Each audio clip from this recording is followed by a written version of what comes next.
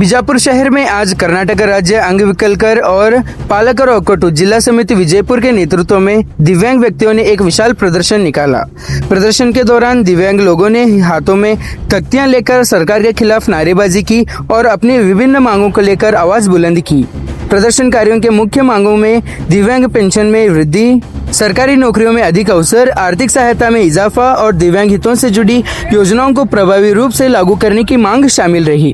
प्रदर्शन के दौरान कई तख्तियों पर लिखा था कि दिव्यांग को मिलने वाली सहायता राशि बढ़ाई जाए, बेरोजगार दिव्यांग को रोजगार के अवसर दिए जाएं और सरकार उनकी समस्याओं पर गंभीरता से ध्यान दें। प्रदर्शनकारियों ने चेतावनी दी कि अगर उनकी मांगों को जल्दी पूरा नहीं किया गया तो आने वाले दिनों में और भी बड़ा आंदोलन किया जाएगा, जिसकी पूरी जिम्मेदारी सरकार की होगी। प्रदर्शन के बाद संगठन के प्रतिनिधियों ने संबंधित अधिकारियों के माध्यम से सरकार को एक ज्ञापन भी सौंपा और तुरंत कार्रवाई की मांग की। फिलहाल विजयपुर से इतना ही। ऐसे ही और ताज़ा और भरोसेमंद खबरों के लिए हमारे चैनल को लाइक, शेयर और सब्सक्राइब करना ना भूलिए। कर्नाटक राज्य अंगविकलर ಹಾಗೂ ಪಾಲಕರ ಒಕ್ಕೂಟದ ವತಿಯಿಂದ ಇವತ್ತಿನ ದಿವಸ ಬೇರೆ ಜಿಲ್ಲೆಯಲ್ಲಿ ಎಲ್ಲ ರಾಜ್ಯದಂತ ಎಲ್ಲ ಜಿಲ್ಲೆಗಳಿಗೂ ಕೂಡ ಹೋರಾಟ ನಡೀತಾ ಇದೆ। ಯಾವ ಕಾರಣಕ್ಕಪ್ಪ ಅಂದ್ರೆ ಈಗಾಗಲೇ ನಮ್ಮ ವಿಶೇಷಚೇತನರ ಮಾಸಾಸನ ಹಾಗೂ ವಿಧವೆಯರ ಮಾಸಾಸನ ಹಾಗೂ ವೃದ್ಧಾಪ್ಯ ವೇತನ ಎಲ್ಲವೂ ತಡೆ ಹಿಡಿದಿದ್ದಾರೆ। ಏನಪ್ಪಾ ಅಂದ್ರೆ ವಾರ್ಷಿಕ ಆದಾಯ ಮಿತಿ 32,000 ಇರ್ಬೇಕಂತ ಹೇಳಿ, ಆದ್ರೆ ಈಗ ಅದು ಅವೈಜ್ಞಾನಿಕವಾಗಿದೆ।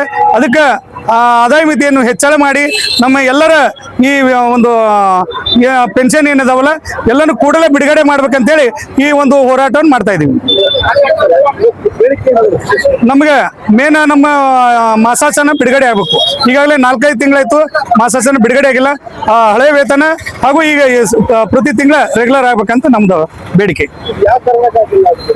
ಅವರು ಏನ್ ಹೇಳ್ತಾರೆ, ವಾರ್ಷಿಕ ಆದಾಯ ಮಿತಿ 32,000 ಅದ, ಅಷ್ಟಿದ್ರೆ ಮಾತ್ರ ಮಾಡ್ತೇವೆ ಅಂತೇಳಿ। ಆದ್ರೆ ಈಗ ಅದನ್ನ ಮಿತಿನ 1,20,000 ಮಾಡಿದ್ರೆ ಒಂದು BPL ration card APL card ಆಗಿರ್ಬೋದು ಎಲ್ಲ ಅನುಕೂಲ ಆಗ್ತದೆ। ಈ ನಮ್ಮ ಎಲ್ಲ ವೇತನಗಳು ಏನದಲ್ಲ, ಅಂಗವಿಕಲರದ ವೇತನ ಆಗಿರ್ಬೋದು, ವಿಧವಾ ವೇತನ ಆಗಿರ್ಬೋದು, ವೃದ್ಧಾಪ್ಯ ವೇತನ ಆಗಿರ್ಬೋದು, ಅವೆಲ್ಲಾನು ಪ್ರಾರಂಭ ಆಗ್ತದೆ। ಅದು ಕೂಡಲೇ ಸರ್ಕಾರ ಅದನ್ನ ಹೆಚ್ಚಳ ಮಾಡಿ ಈ ನಮ್ಮ ಎಲ್ಲರದು ಇದು ಒಂದು ವೇತನ ಬಿಡುಗಡೆ ಕೂಡಲೇ ಮಾಡ್ಬೇಕಂತೇಳಿ ನಮ್ಮ ಬೇಡಿಕೆ। ಯಾವ ಸರ್? ಹಾ, ಈಗ ಅದನ್ನ ಈಗ ನಾವು ಸರ್ಕಾರ ಗಮನಕ್ಕೆ ಇಡೀ ಸ್ಟೇಟ್ ಲೆವೆಲ್ ಎಲ್ಲಾ ಡಿಸ್ಟಿಕ್ ಅಲ್ಲೂ ಎಟ್ ಎ ಟೈಮ್ ನಾಗ ಇದು ಸ್ಟ್ರೈಕ್ ನಡೀತಾ ಇದೆ। ಹಾ, ಎಲ್ಲ ಜಿಲ್ಲೆಗಳಿಗೂ ನಡೀತಾ ಇದೆ। ಜಿಲ್ಲೆಯಲ್ಲಿ ಸಾಕಷ್ಟು ಅಂಗವಿಕಲರಿದ್ದಾರೆ, ಆದ್ರೆ ಇವತ್ತು ಸಂಖ್ಯೆ ಬಹಳ ಕಡಿಮೆ ಇದೆ ಅಂದ್ರೆ ಸರ್, ಈಗ ಸ್ವ ಇಚ್ಛಾಶಕ್ತಿಲೆ ಈಗ ಏನಾಗಿದೆ, ಒಂದು ಉದಾಹರಣೆ 100% ಒಂದು ಸಂಖ್ಯೆ ಒಳಗೆ 10% ಅವ್ರದ್ದು ಪೆನ್ಷನ್ ಬಿಡುಗಡೆ ಆಗಿದೆ। ಅವರು ಡಾಕ್ಯುಮೆಂಟ್ ಇದ್ದು ಉಳಿಕಿದ ಏನದಲ್ಲ, ಈ ರೀಸನ್ ಕೊಟ್ಬಿಟ್ಟು ವಾರ್ಷಿಕ ಆದಾಯದ ಒಂದು ರೀಸನ್ ಕೊಟ್ಬಿಟ್ಟು ಸ್ಟಾಪ್ ಮಾಡಿದ್ದಾರೆ। ಆದಾಯ ಮೇಲೆ ಪೆನ್ಷನ್ ಮಾಡಿದ್ದಾರೆ। ಜಿಲ್ಲಾಧ್ಯಕ್ಷರು ವಿನೋದ್ ಕೆ. ಎಲ್ಲರಿಗೂ ನಮಸ್ಕಾರ। ಇವತ್ತಿನ ದಿವಸ ನಾವು ಮಾನ್ಯ ಜಿಲ್ಲಾಧಿಕಾರಿಗಳ ಮುಖಾಂತರ ಮಾನ್ಯ ಮುಖ್ಯಮಂತ್ರಿಗಳವರಿಗೆ ಮನವಿಯನ್ನ ಸಲ್ಲಿಸ್ತಾ ಇದ್ದೀವಿ। ಕಾರಣ ಏನಂತಂದ್ರೆ 4 ತಿಂಗಳ ದಿನದಿಂದ ನಮ್ಮ ಮಾಸಾಸನ ಬಂದ್ ಆಗ್ಯಾವ। ವಿಕಲಚೇತನರಾಗಿರ್ಬೋದು, ಹಿರಿಯ ನಾಗರಿಕರದಾಗಿರ್ಬೋದು, ಮನಸ್ವಿನಿ ಮತ್ತು ವಿಧವಾ ಪಿಂಚಣಿಗಳು ಕಟ್ಟಾಗ್ಯಾವ। ಕಟ್ಟಾಗಿರೋದು ಯಾಕೆ ಕಟ್ಟಾಗ್ಯಾವ ಅಂತ ಕೇಳಿದ್ರೆ, ಇಲ್ಲಿವರೆಗೂ ಏನ್ ಹೇಳಿದ್ರು, ತಹಸೀಲ್ದಾರ್ ಆಫೀಸ್ಗೆ ಹೋಗಿ ಕೇಳ್ರಿ ಅಂತ ಹೇಳಿದ್ರು। ತಹಸೀಲ್ದಾರ್ ಆಫೀಸ್ಗೆ ಹೋಗಿ ಕೇಳಿದ್ರ 4 ತಿಂಗಳವರೆಗೂ ಬರ್ತಾವು ವೇಟ್ ಮಾಡಂತ ಹೇಳಿದ್ರು। ಆದ್ರೆ ಈಗ ಏನ್ ಹೇಳ್ತಾ ಇದಾರೆ, ತಹಸೀಲ್ದಾರ್ ಇಲಾಖೆಗೆ ಹೋಗಿದ್ರ ನೀವು ಕಂದಾಯ ನಿರೀಕ್ಷಕರ ಇಲಾಖೆಗೆ ಹೋಗಿ ದಾಖಲಾತಿಗಳನ್ನ ಕೊಡ್ರಿ ಅಂತ ಹೇಳ್ತಾ ಇದಾರೆ। ಆದ್ರೆ ಕಂದಾಯ ನಿರೀಕ್ಷಕರ ಇಲಾಖೆಗೆ ಹೋದ್ರೆ ದಾಖಲಾತಿಗಳ ಕೊಡಬೇಕಂತಂದ್ರೆ ಅಸ್ತವ್ಯಸ್ತ ನಡೆದು ಬಿಟ್ಟಾರೆ ಅಲ್ಲಿ। ಯಾಕಂದ್ರೆ ಎಲ್ಲಾ ಅಧಿಕಾರಿಗಳಿಗೂ SIR ಡ್ಯೂಟಿ ಹಾಕಿದಾರ, ಹಿಂಗಾಗಿ ಯಾವುದೇ ರೀತಿ ಅಧಿಕಾರಿಗಳು ನಮಗೆ ಸಿಗ್ತಾ ಇಲ್ಲ। ಮತ್ತೆ ಅಲ್ಲಿ ಕಂದಾಯ ನಿರೀಕ್ಷಕರ ಇಲಾಖೆಗಳೊಳಗೆ ಏನಾಗಿದೆ ಅಂತಂದ್ರ ಸ್ಟೆಪ್ ಇರೋ ಸರ್, ಅಲ್ಲಿ ಆ ಸ್ಟೆಪ್ ಅನ್ನ ಹತ್ತಿ ಕೆರೆ ವಿಕಲಚೇತನರಿಗೆ ಹೋಗಕ್ ಆಗ್ತಾ ಇಲ್ಲ। ಹಿಂಗಾಗಿ ಬಂದಂತ ವಿಕಲಚೇತನರು ವಾಪಸ್ ಹೋಗ್ತಾ ಇದಾರ। ಮತ್ತೆ ಕಂದಾಯ ನಿರೀಕ್ಷಕರ ಇಲಾಖೆ ಒಳಗ ಮತ್ತೊಂದು ಹೊಸ ಕಾನೂನು ಹುಟ್ಟಾಕ್ಯಾರ। ಏನಂತಂದ್ರ ಇನ್ಕಮ್ ಕಾಸ್ಟ್ ಒಳಗ 32,000 ಮೇಲ್ಪಟ್ಟ ಇದ್ದವ್ರನ್ನ ದಾಖಲಾತಿಗಳನ್ನ ಸ್ವೀಕರಿಸ್ತಾ ಇಲ್ಲ। ಇದು ಸರ್ಕಾರದ ಒಂದು ನಿರ್ಲಕ್ಷ್ಯ ಆಗ್ಯದ। ಯಾಕಂದ್ರ ಆದಾಯ ಪ್ರಮಾಣ ಕೊಟ್ಟವರು ಸರ್ಕಾರದವ್ರೆ, ಈಗ ಆದಾಯ ಹೆಚ್ಚಿಗಿರ್ಬಾರ್ದು ಕಡಿಮೆ ಇರ್ಬೇಕಂತ ಕೇಳ್ತಾ ಇರೋದವ್ರನ್ನ ಇದು ಸರ್ಕಾರನೇ। ಅದಕ್ಕೋಸ್ಕರ ಇದು ಸಾಕಷ್ಟು ಸಮಸ್ಯೆಗಳು ಗೊಂದಲ ಆಗ್ಲಾಕತ್ತದ ನಮಗ। ಮತ್ತ ಅಲ್ಲಿ ಇರುವಂತ ಅಧಿಕಾರಿಗಳು ಏನ್ ಮಾಡ್ತಾ ಇದಾರ ಅಂತಂದ್ರ, ಹೊರಗೆ ಬರುವಂತ ವಿಕಲಚೇತನರನ್ನ ಯಾರು ಗಮನಿಸ್ತಾನೆ ಇಲ್ಲ। ಹಿಂಗಾಗಿ ಅವ್ರಿಗೆ ಅಸ್ತ್ರಸ್ತ ನಾನು ಆಲ್ರೆಡಿ ಇದನ್ನ ಒಂದು ಸರ್ಕಾರವರ ಗಮನಕ್ಕೆ ತಂದಿದ್ದೀನಿ ನಾನು। ಇಲ್ಲ ಸರ್, ನೀವು ಟೇಬಲ್ ಕುರ್ಚಿ ಅವರಿಗೆ ಅನುಕೂಲ ಆಗೋ ರೀತಿ ಒಳಗ ಹೊರಗೆ ಹಾಕೊಂಡು ತಗೊಂಡು ಒಂದು ವಿಕಲಚೇತನರಿಂದ ದಾಖಲಾತಿಗಳನ್ನ ಸ್ವೀಕಾರ ಮಾಡ್ರಿ ಅಂತ ಹೇಳಿದೀನಿ। ಆದ್ರೆ ಯಾವುದೇ ರೀತಿ ಇದು ಆಗಿಲ್ಲ, ಇನ್ನೂವರೆಗೂ ಪ್ರೊಸೆಸ್ ಮಾಡ್ತಾ ಇಲ್ಲ।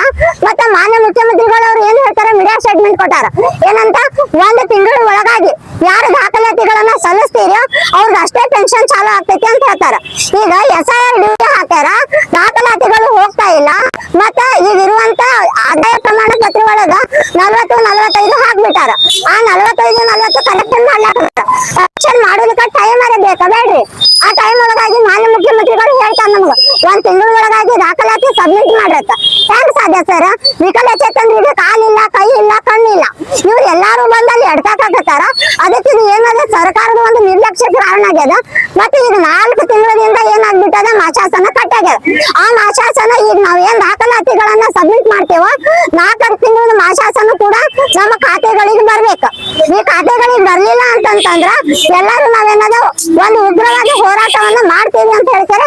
ಈ ಮೂಲಕ ನಾನು ಕೇಳ್ಕೊತಾ ಇದ್ದೀನಿ, ತಿಳಿಸ್ಲಾಕ ಇಷ್ಟಪಡ್ತೇನೆ ಸರ್. ಈಗ ನಿಮ್ಮ ಬೇಡಿಕೆಗಳು ಹಾ ಸರ್, ಮುಂದಿನ ಹೋರಾಟ ಯಾವ ತರ ಇರತ್ತೆ? ಇದು ಜಿಲ್ಲಾದಂತ ಇರತ್ತೆ ಅಥವಾ ರಾಜ್ಯದಂತ ಇರತ್ತೆ? ರಾಜ್ಯಾದ್ಯಂತ ಇರುತ್ತೆ ಸರ್ ಮುಂದಿನ ಹೋರಾಟ, ರಾಜ್ಯಾದ್ಯಂತ. ಈಗ ಯಾವ ಜಿಲ್ಲೆಯಲ್ಲಿ ಪ್ರತಿಭಟನೆ ನಡೀತಾ ಇದೆ? ಈಗ ಈ ಆಲ್ಮೋಸ್ಟ್ ಅಲ್ಲಿ ಈಗ ಏನ್ ಬಿಜಾಪುರ ಇದರೊಳಗೆ ಇರುವಂತ ಈ ಬಿಜಾಪುರ ಜಿಲ್ಲೆ ಒಳಗಿಂತ ನನಗೆ ಮಾತ್ರ ಮಾಹಿತಿ ಇದೆ ಸರ್. ಉಳಿದ ಎಲ್ಲಾ ಕಡೆನೂ ಅದ. ಆದ್ರೆ ಏನದ, ಈಗ ನಾನು ನಿಮಗೆ ಜಿಲ್ಲೆಗಳನ್ನ ಹೇಳಕ್ ಆಗ್ತಾ ಇಲ್ಲ ಅಷ್ಟೇ. ಎಲ್ಲಾ ಕಡೆನೂ ನಡೀತದ. ಮುಂದಿನ ಹೋರಾಟ ಇದಕ್ಕಿಂತ ಉಗ್ರವಾಗಿರ್ತದ. ಯಾಕಂದ್ರೆ ನಾವು 4 ತಿಂಗಳಿಂದ ಮಾಶಾಸನ ಇಲ್ಲಾರ್ದೆ ಒದ್ದಾಡ್ತಾ ಇದೀವಿ. ಈಗ ದಿನ ಬೆಳಗ್ಗೆ ಏನ್ ವಸ್ತುಗಳದಾವಲ್ಲ ಅವೆಲ್ಲ ಏರಿಕೆ ಪ್ರಮಾಣ ಅದ. ಇರೋ 1400-800 ಪಗಾರ ಒಳಗ ನಾವೆಲ್ಲ ಹೆಂಗ್ ಮಾಡ್ಬೇಕು? ಕೇಳಿದ್ರೆ ಎಲ್ಲಾ ಕಡೆನೂ ಅಸ್ತವ್ಯಸ್ತ ನಡೆದ್ಬಿಟ್ಟ ಸರ್ಕಾರದ ಅಧಿಕಾರಿಗಳು ಇರಂಗಿಲ್ಲ, ಯಾರು ಗಮನಿಸ್ತಾ ಇಲ್ಲ. ಮುಖ್ಯಮಂತ್ರಿಗಳು ಕೂಡ್ಕೊಂಡು ಅಲ್ಲಿ ಹೇಳ್ತಾರ. ಅದಕ್ಕೆ ನಾವೇನ್ ಕೇಳಾಕತ್ತೀವಿ ಅಂದ್ರೆ, ಈಗ DC ಅವ್ರ ಮುಖಾಂತರ ಮಾನ್ಯ ಮುಖ್ಯಮಂತ್ರಿಗಳಿಗೆ ಮನವಿಯನ್ನ ಸಲ್ಲಿಸ್ತಾ ಇದ್ದೇವೆ. ಒಂದ್ ವೇಳೆ ಈ ಮನವಿ ಏನಾದ್ರೂ ಸ್ವೀಕಾರ ಆಗ್ಲಿಲ್ಲ ಅಥವಾ ಏನೋ ಕೆಲ್ಸಕ್ಕೆ ಬರ್ಲಿಲ್ಲ ಅಂತಂದ್ರ ಮುಂದಿನ ಹೋರಾಟ ಉಪವಾಸ ಸತ್ಯಾಗ್ರಹ ಇರ್ತದ, ಉಗ್ರವಾದ ಹೋರಾಟ ಆಗ್ತೈತಿ ಅಂತ ಹೇಳ್ತಾರೆ. ಈ ಮೂಲಕ ಹೇಳ್ಕೊಳಕ್ ಇಷ್ಟಪಡ್ತೀನಿ ಸರ್. ಕಸ್ತೂರಿ ಬೂದಿಹಾಳ ಅಂತ ಸರ್.